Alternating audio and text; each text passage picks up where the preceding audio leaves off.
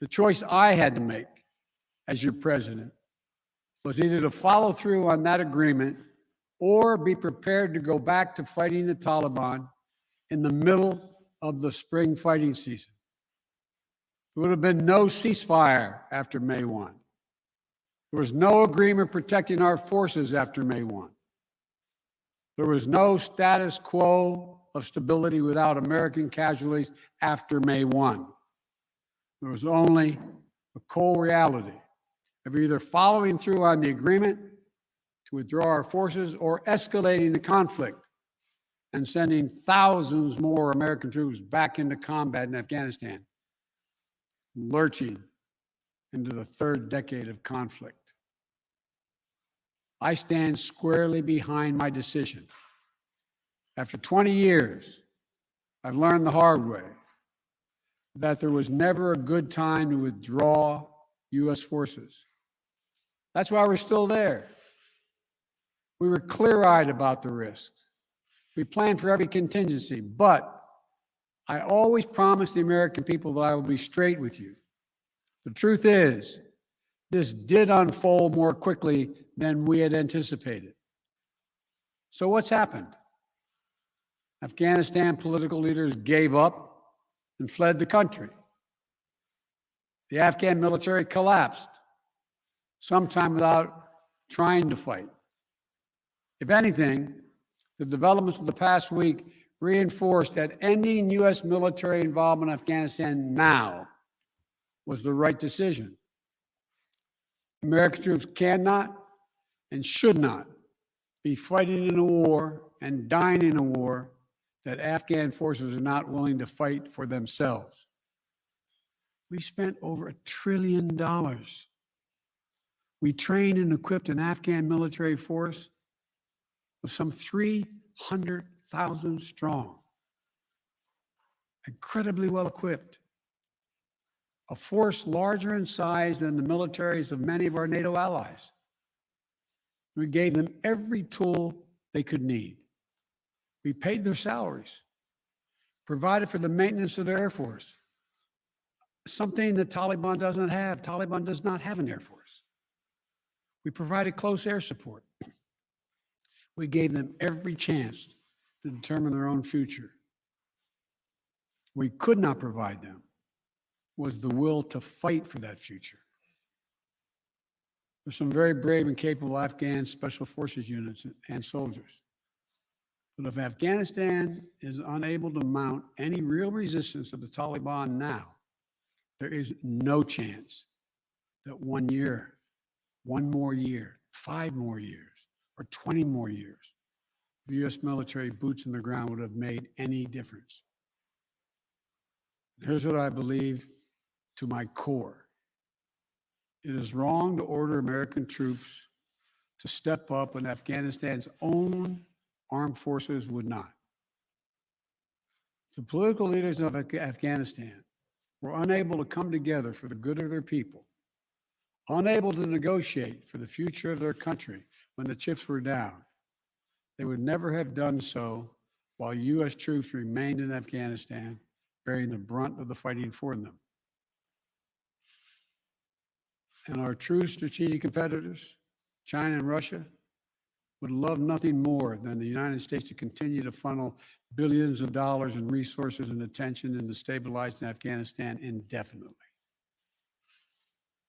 When I hosted President Ghani and Chairman Abdullah at the White House in June, and again when I spoke by phone to Ghani in July, we had very frank conversations. We talked about how Afghanistan should prepare to fight their civil wars after the U.S. military departed, to clean up the corruption in government so the government could function for the Afghan people. We talked extensively about the need for Afghan leaders to unite politically. They failed to do any of that.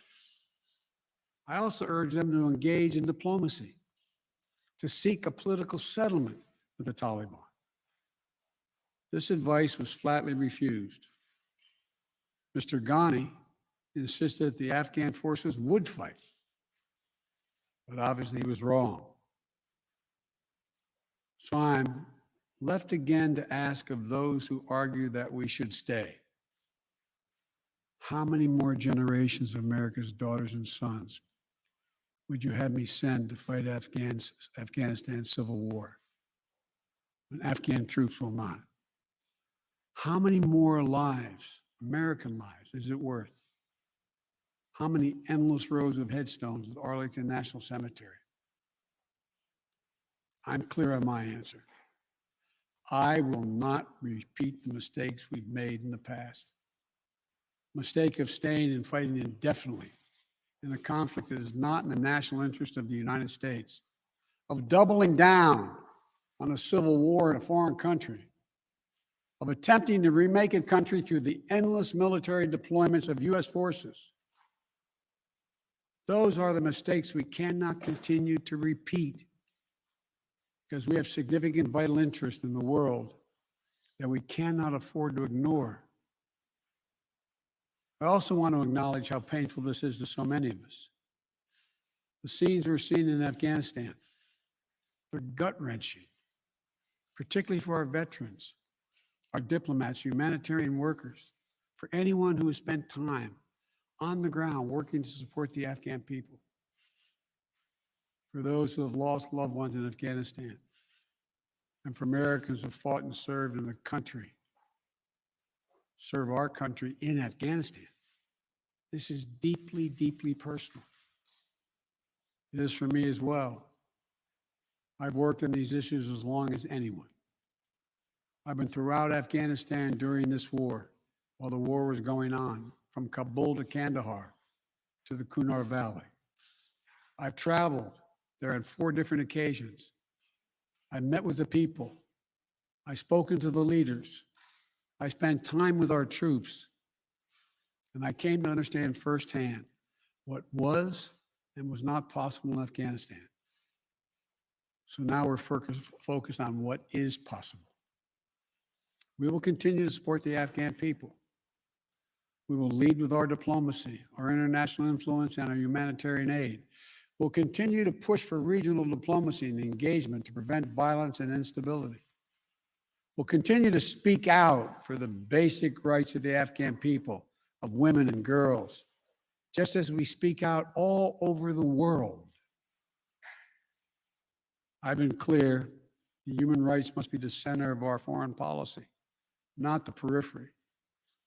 But the way to do it is not through endless military deployments. It's with our diplomacy, our economic tools, and rallying the world to join us. Let me lay out the current mission in Afghanistan. I was asked to authorize, and I did, 6,000 U.S. troops to deploy to Afghanistan for the purpose of assisting in the departure of U.S. and allied civilian personnel from Afghanistan, and to evacuate our Afghan allies and vulnerable Afghans to safety outside of Afghanistan. Our troops are working to secure the airfield and ensure continued operation of both the civilian and military flights. We're taking over air traffic control. We have safely shut down our embassy and transferred our diplomats. Our diplomatic presence is now consolidated at the airport as well. Over the coming days, we intend to transport out thousands of American citizens who've been living and working in Afghanistan. We'll also continue to support the safe departure of civilian personnel, the civilian personnel of our allies who are still serving in Afghanistan. Operation Allies Refugee, which I announced back in July, has already moved 2,000 Afghans who are eligible for special immigration visas and their families to the United States. In the coming days, the U.S. military will provide assistance to move more SIV-eligible Afghans and their families out of Afghanistan. We're also expanding refugee access to cover other vulnerable Afghans who work for our embassy. U.S. non-governmental agencies or U.S. non-governmental organizations and Afghans who otherwise are at great risk, and U.S. news agencies. I know there are concerns about why we did not begin evacuating Afghans civilians sooner.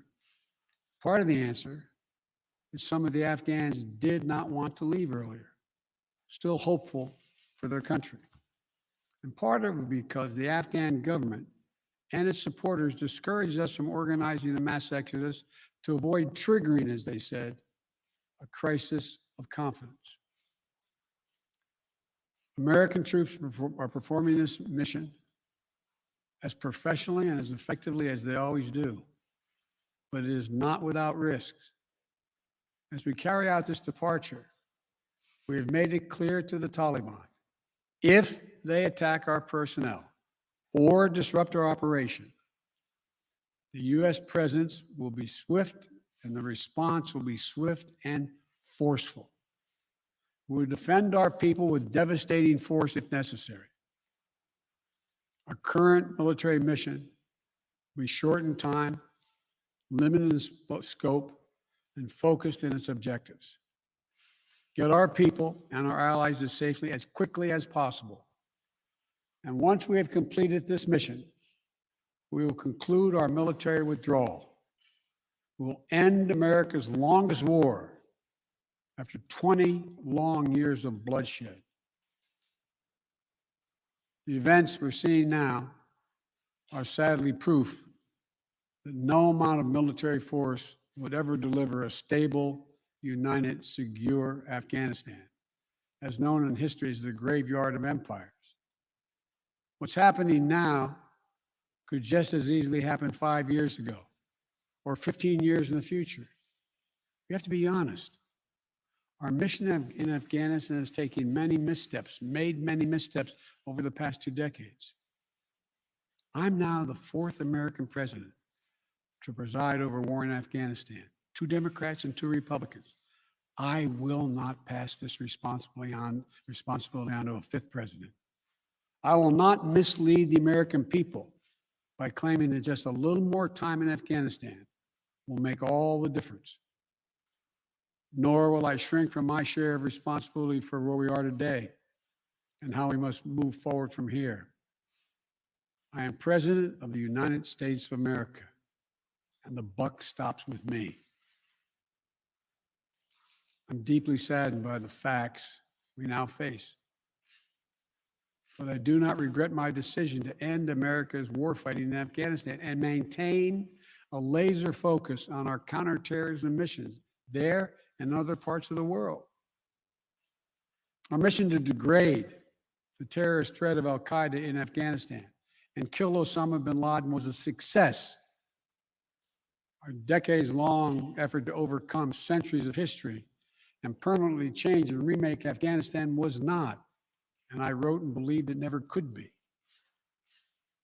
I cannot and will not ask our troops to fight on endlessly in another country's civil war, taking casualties, suffering life-shattering injuries, leaving families broken by grief and loss. This is not in our national security interest. It is not what the American people want. It is not what our troops, who have sacrificed so much over the past 2 decades, deserve. I made a commitment to the American people when I ran for president that I would bring America's military involvement in Afghanistan to an end. While it's been hard and messy, and yes, far from perfect, I've honored that commitment. More importantly, I made a commitment to the brave men and women who serve this nation that I wasn't going to ask them to continue to risk their lives in a military action that should have ended long ago. Our leaders did that in Vietnam when I got here as a young man. I will not do it in Afghanistan. I know my decision will be criticized, but I would rather take all that criticism than pass this decision on to another president of the United States, yet another one, a 5th one, because it's the right one, it's the right decision for our people, the right one for our brave service members who risk their lives serving our nation, and it's the right one for America. Thank you. May God protect our troops, our diplomats, and all brave Americans serving in harm's way.